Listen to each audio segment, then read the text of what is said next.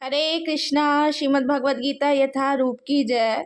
मैं डेली भगवद गीता का एक एक श्लोक पढ़ती हूँ, उसका हिंदी अनुवाद और तात्पर्य आपको पढ़ के सुनाती हूँ और आपको समझाने का भी प्रयास करती हूँ। तो मेरा भगवद गीता का अध्याय 2 चालू हो गया है, गीता का सार। तो श्लोक संख्या 4 पर हम आ चुके हैं। तो शुरू करते हैं हम अपना आज का श्लोक।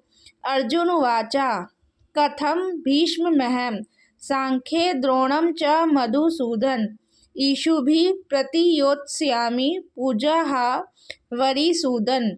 तो इस श्लोक में अर्जुन क्या कह रहे हैं?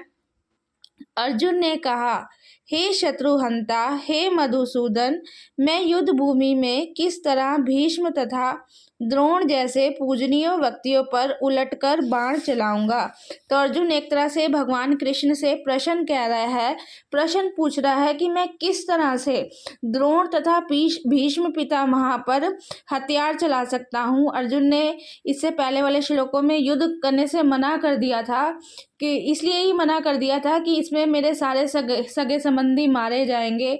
और फिर वो यहाँ पे ये भी कह रहा है कि मतलब भीष्म पितामह और द्रोणाचार्य जैसे पूजनीय व्यक्ति हैं, मैं उन पर किस तरह से बाण चला सकता हूँ। तो वो कह रहा है कि वे आक्रमण भी करें तो उन पर उलट कर आक्रमण नहीं करना चाहिए। यह सामान्य शिष्टाचार है कि गुरुजनों से वाग युद्ध भी ना किया जाए। तो अर्जुन भगवान कृष्ण से एक तरह से प्रश्न कर रहा है, ये भी कह रहा है यहाँ तक कि यदि कभी वे रुक्ष व्यवहार करें तो भी उनके साथ रुक्ष व्यवहार ना किया जाए, तो फिर भला अर्जुन उन पर बाण कैसे छोड़ सकता था।